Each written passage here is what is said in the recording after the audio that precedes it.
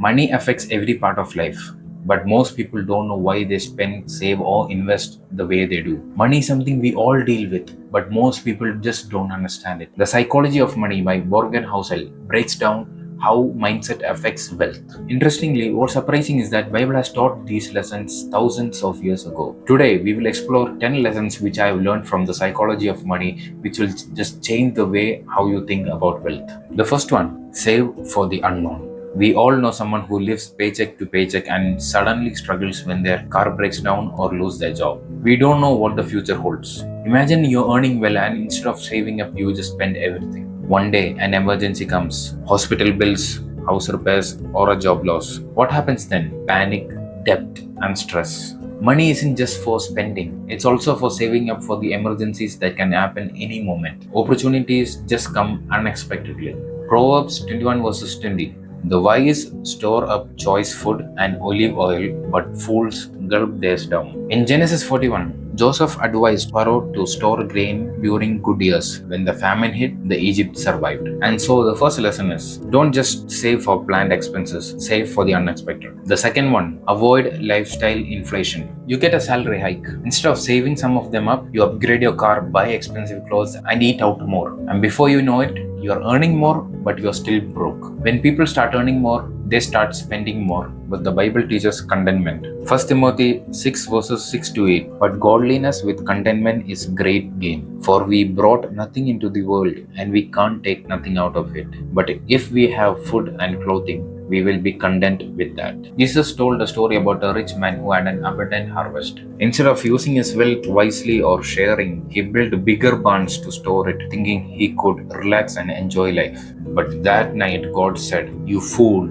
this very night your life will be demanded from you." He focused on material wealth, believing it could bring him security, but he wasn't prepared for eternity. True wealth isn't in possession, but being rich towards God. So the second lesson is don't let higher income lead to higher unnecessary spending. The third one, patience pays off. Suppose there are two people, John and David. John invests consistently in a retirement fund and grows his wealth over 10 years, whereas David bets everything on a hyped crypto, hoping for a quick profits but loses it all when the market crashes. John's patience pays off, but David's greed costs him. See, I'm not saying crypto is bad. I personally invest in it, but before investing, I do my research ensuring it has a long potential. On the other hand, some people hear about a booming crypto, they just blindly trust the hype, invest a lot of money in it, and end up losing everything. Wealth isn't built overnight, and quick success often disappears quickly. The Bible teaches patience in everything. Galatians 6 verses 9. Let us not grow weary in doing good, for at proper time we will reap a harvest if we do not give up. In Genesis 29, Jacob worked 7 years for Rachel,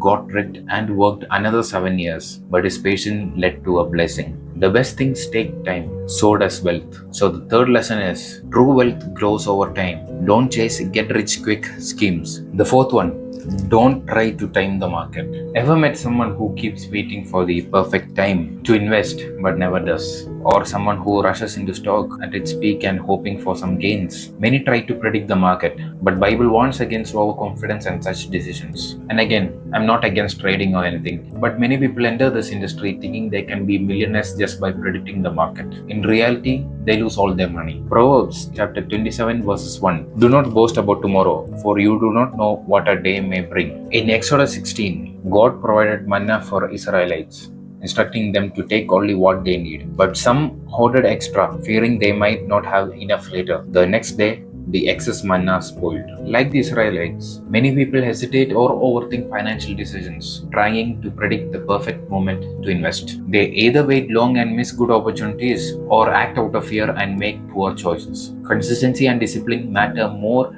than perfect timing in investing. So the fourth lesson is stick to consistent long-term investing and please don't gamble on luck. The fifth one, freedom over wealth. What's better?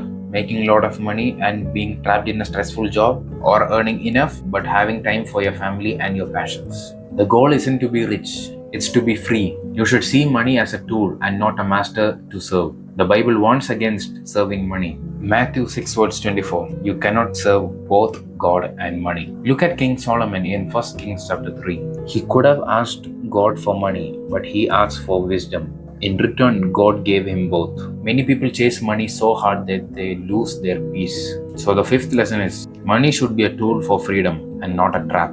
The sixth one, happiness is subjective. A guy wins the lottery. At first, he's happy. A year later, he's broke, depressed, and worse off than before. Many believe more money is equal to more happiness. But the Bible teaches contentment matters more. Money alone doesn't make people happy. Philippians 4 verses 11. I have learned to be content whatever the circumstances. Job was rich, but he lost everything. And guess what? He stayed faithful. And in the end, God restored more than before. His happiness wasn't based on wealth, but on faith.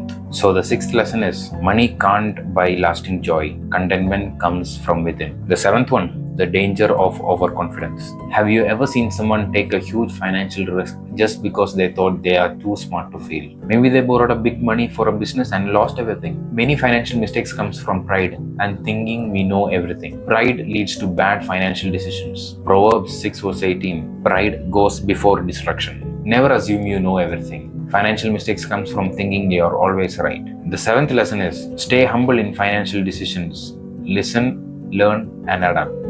The eighth one, know you're enough. Imagine two people.